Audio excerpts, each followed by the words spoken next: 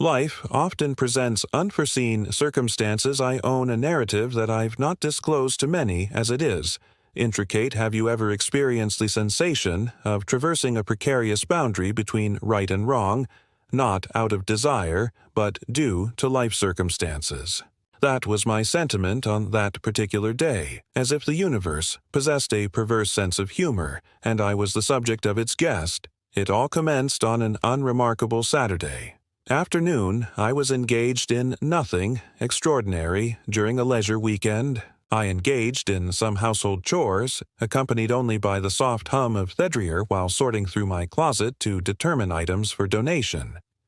I discovered an old miniskirt. Although no longer wear such garments, I believed I had outgrown that phase. However, as I held the skirt, memories surged forth. It was a vestige of my youth, a time when confidence was innate and life revolved around enjoyment and liberation on a whim. I decided to try it on and slipped into it. I had low expectations, but when gazing into the mirror, I couldn't suppress a giggle at how the garment clung to me more snugly than I recalled, accentuating both undesirable and perhaps desirable areas. I was only experimenting to check whether it fit, when I heard a tap at the door. Who could it be? I muttered to myself. My hair was disheveled. I was not attired to make an impression, nor was I anticipating anyone's arrival when I answered the door. There stood my nephew. Jason was no longer a child. He had matured at 22. He was entirely robust, with broad shoulders and an air of confidence. He was the type of individual who could enter a room and captivate attention. He had a bag of tools displaying the casual smile. He was entirely robust with broad shoulders, an air of confidence. He was the type of individual who could enter a room and captivate attention. He had a bag of tools displaying the casual smile. I was somewhat ashamed about my attire. I chose not to emphasize it and instead laughed it off. Indeed, please enter the bathroom is located. Down the hall, he walked past me and I observed him momentarily hesitate, his gaze flickering toward me before swiftly averting. Perhaps it was merely my imagination, yet there was an unusual atmosphere. Jason commenced his work on the thing while I returned to my closet, but throughout I sensed an odd tension, neither negative nor anticipated. Are you familiar with the sensation when someone's gaze ling excessively despite their attempts at subtlety? I initially dismissed it as just overthinking, staring. He is my nephew, however, as I passed the bathroom to retrieve something from the kitchen. Jason abruptly blurted out, "Hey, Auntie May, you please come here briefly, I believe. I require assistance with recording." The subsequent events exacerbated my confusion. Upon entering the bathroom, I found Jason crouched with his sleeves rolled up, exposing his robust, tanned arm. She held a wrench in one hand and gestured towards the faucet with the other. "I believe the pipe is stuck," he stated, glancing up at me. "Can you hold this while I attempt to loosen it?" Nodding, I leaned in to grasp the faucet. The bathroom was diminutive, and before I realized it, we were nearly shoulder to shoulder. I endeavored to disregard the closeness, yet I could sense the warmth of his arm grazing mine as he worked. I glanced at him, and that was when I noticed it. Jason's not solely fixated on the pipe. His gaze frequently shifts toward me as if he were attempting to discern something. It was subtle, not apparent to anybody else, but I perceived. "See, did your end? Everything was satisfactory?" I inquired, disrupt the stillness. He gazed at me, and for a little while exhibited reluctance before smiling. His customary, relaxed smile. My laughter accompanied his smile as I attempted to alleviate the tension. "Well, you are the expert." Correct, there was no pressure yet, but I could not. "Hey," he said. Stopping me in the hallway, I turned to face him, my heart pounding. "Yeah." He hesitated, like he was searching for the right words. "Do you ever feel like something's happened for a reason?" "What do you mean?" I asked, genuinely confused. He opened his mouth to say something, then shook his head, laughing it off. "Never mind. Forget I said. Anything?" I said, but I couldn't forget. The way he looked at me, the tone in his voice stayed with me long after. He left. That day, that night, I was curled up upon the couch, mindlessly flipping through channels trying to shake off the awkwardness from earlier. I kept telling myself it was nothing that I was, overthinking the whole thing after all. Jason was family, but just as I started to feel normal again, my phone buzzed on. The coffee table, I leaned over, picking it up, and there it was, a message from Jason. "Hey, Auntie, can I ask you something?" I stared at the screen, debating whether to reply with something about the timing that felt strange. Why is he messaging me? Now, after a while, I replied, "Of course, what's on your mind?" His response arrived, almost instantaneously. "I keep reflecting on today, and you—" It appeared distinct. It astonished me. I suppose my stomach had a little flutter. What was he attempting to convey? My fingers paused over the computer as I contemplated my response. Ultimately, I opted for a neutral reply. I was merely trying on some old clothes here. Received my message immediately. I observed the small typing indicator appear, although it took him a moment to respond when his message eventually arrived. "It surprised me you seemed very—" "Well," I said, "I am sincere in my statement." I stared at the screen in disbelief. My pulse raced. Was this really a benign remark, or was there a deeper implication? I was uncertain how to feel, Tinoku, much less how to answer after what seemed like an eternity. I texted back, thanks. He appeared as nonchalant as ever. Nonetheless, there was a notable change in his mood as his customary carefree smile was absent, supplanted by a serious face that I did not recognize. I acknowledged Jason attempting to conceal my astonishment. "What are you doing here?" So early, he entered without waiting for an invitation. I was in the vicinity and thought I would visit. It was a tenuous reason. Jason did not reside anywhere near my area, but I refrained from confronting him instead of addressing it.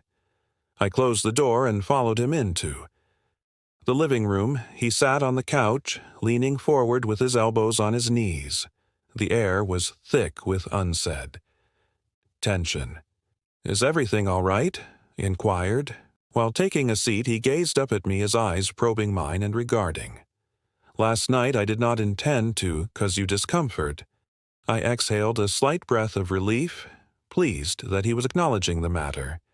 "It is acceptable." Jason let us disregard the matter entirely. Nevertheless, he shook his head, asserting that he could not just forget. Pertinent to a tie, I meant what I stated. I became immobilized, uncertain of how to reply. This is not how family members should communicate. Jason and I started with caution, stating, "I believe you are mistaken. Your emotions are illusory." "It is just a reality," he interjected, his tone resolute yet non-confrontational. "I acknowledge it is erroneous, and I have been endy and Taurusist." I attempted to dismiss it, yet my thoughts remained. Consumed, my pulse raced, and I experienced a blend of emotions, astonishment, perplexity, and a hint of shame. "How did we arrive at this point, Jason?" I implored, my voice quavering. "You must cease this. You are my nephew, and this is inappropriate." He nodded slowly, his eyes cast downward. "Understand. I understand it is wrong, but I felt compelled to express my emotions, as suppressing them was tormenting me." For a moment the room was enveloped in silence, save for the faint ticking of the clock on the wall. I was at a loss for words, uncertain how to rectify this situation, or if it was even salvageable. Ultimately, I rose, needed to create distance between us. "Jason, I believe you should depart. We both require time to contemplate this." He gazed at me, his face a blend of remorse and yearning. "Very well," he whispered softly, "but this is not the final discussion we will have on this matter." He departed without further comment, and as the door shut behind him, I had a surge of relief accompanied by a persistent anxiety as the evening sun cast elongated shadows over the living room. I noticed the edge of an envelope protruding from beneath the front door, and my chest constricted as I approached, fully aware of its contents before even retrieved it. I opened the paper with shaky hands, my heart racing in my ears. The handwriting was obviously Jason's, neat and methodical, as if each word had been meticulously selected. The message stated, "Teehee, I know you requested my departure, and I respect that. But I cannot feign that these feelings do not exist. I am not requesting anything. I only need you to understand that if you wish for me to distance myself, I would comply without hesitation. Conversely, if there exists even a modicum of reciprocal sentiment, kindly inform me, as I will be awaiting your response." "UL Ellie," I replied. Yes, I received it. "But Jason, this must cease." His answer was quite instantaneous. "It is detrimental to both of us." "I will cease if you desire. Please inform me candidly. I harbor any feeling for you, even a little." My fingers poised over the keyboard, admitting anything would exacerbate the situation, and denying it felt disingenuous. Consequently, I responded, "Jay, you're my nephew. That's all I can say." It was not the response he desired, but it was the only one I could provide. The following morning, I arrived at work, eager to divert my attention from recent events. My job served as my sanctuary, a realm where I could concentrate on tasks and leave personal issues behind. However, as I sat at my desk, sorting through emails, I experienced an unsettling sensation, as if someone were observing me. I looked up and froze. Jason stood just outside the office window, his hands buried deep in his pockets, appearing both conflicted and resolute. What was he doing? I murmured under my breath, feeling my chest constrict. I promptly excused myself and stepped outside before he could enter and exacerbate the situation. "Jason, what are you doing here?" I inquired, attempting to maintain a composed tone. "I needed to see you," he said with a quiet yet earnest tone. "You did not respond to my inquiry last night, Jason. I have previously conveyed that this situation is unhealthy. We cannot continue this dialogue.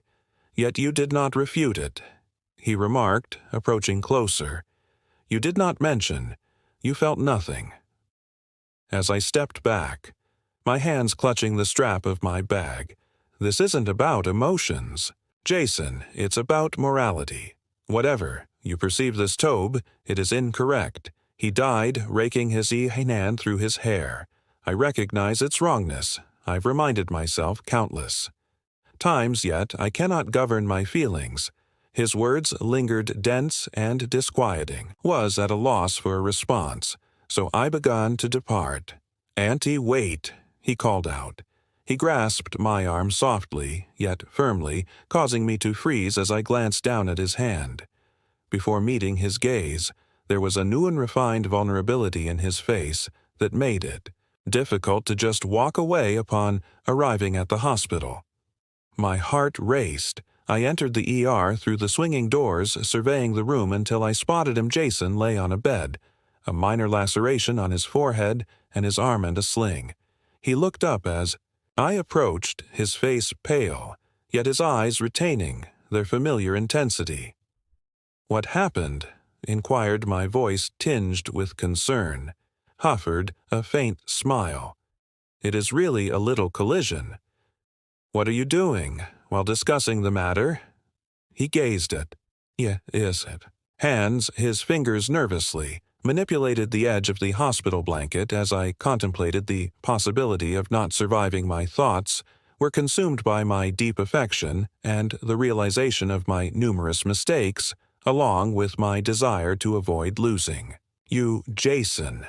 The first started to express this, but he raised a hand to interrupt, to prevent. "My interruption allow me to express this," he implored.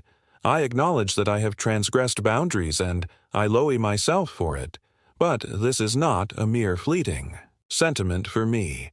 I have a deeper affection for you than I have for anyone else, and I see its impropriety.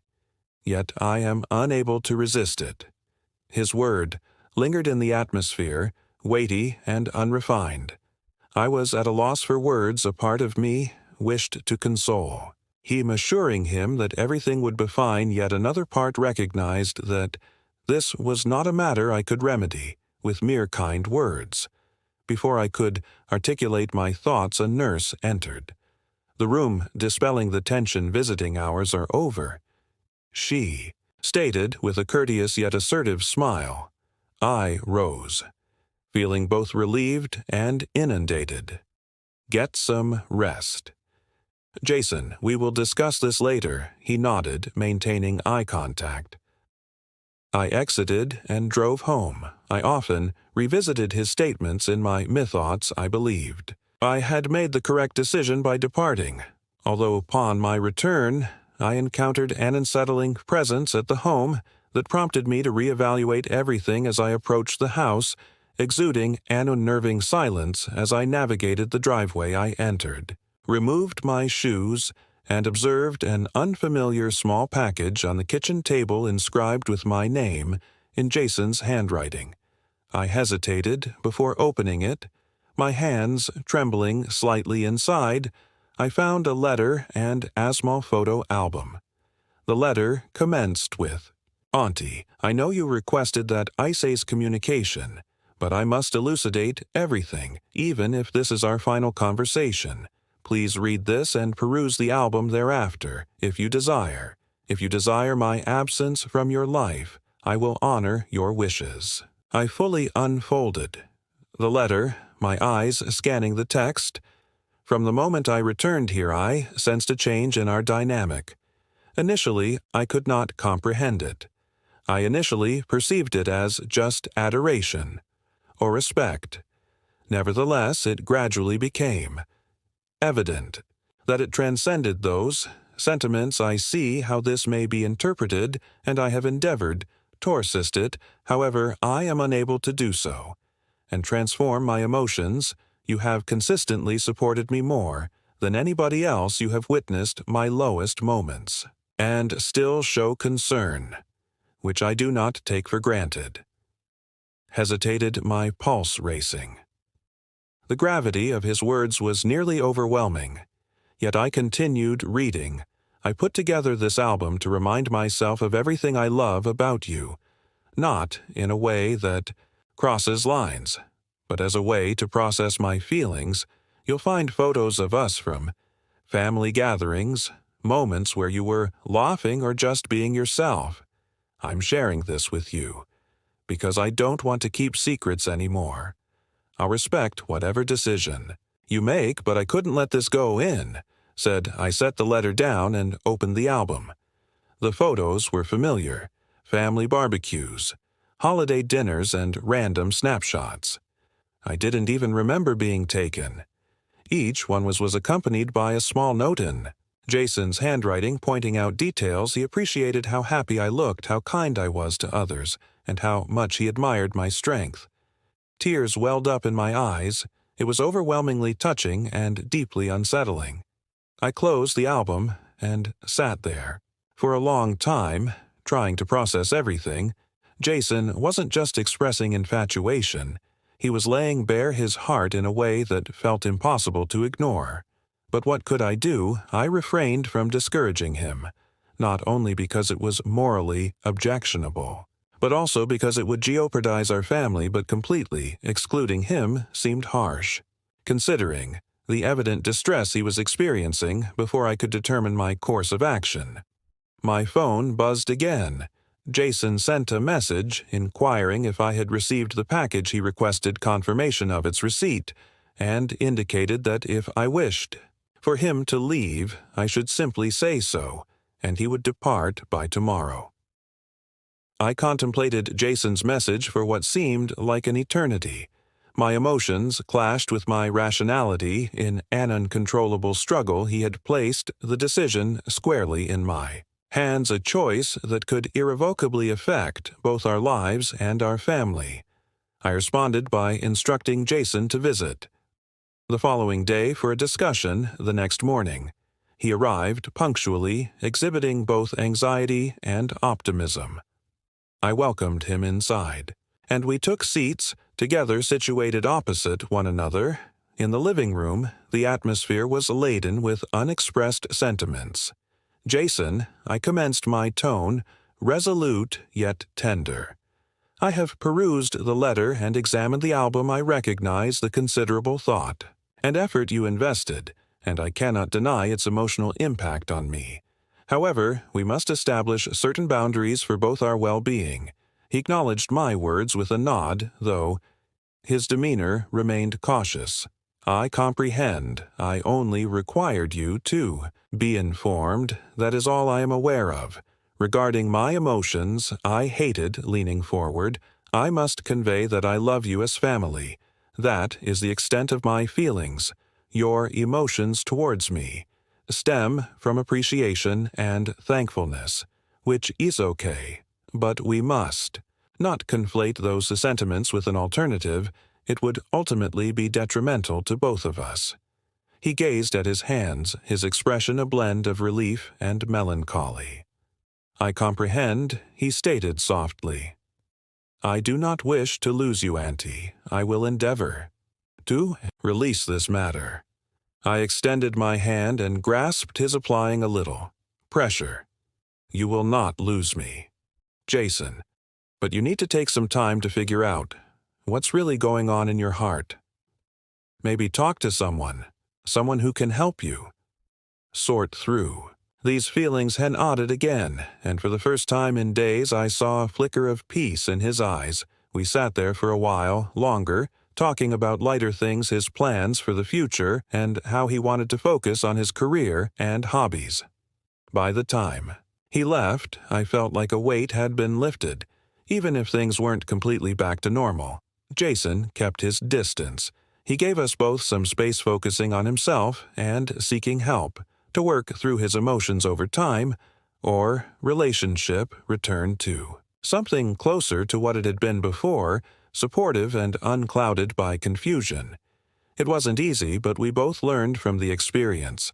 I learned the importance of setting boundaries and addressing issues head-on, while Jason found clarity and a sense of self that didn't reliant on anyone else. Looking back, I'm grateful we were able to navigate such a difficult situation without losing the bond that mattered most to our family.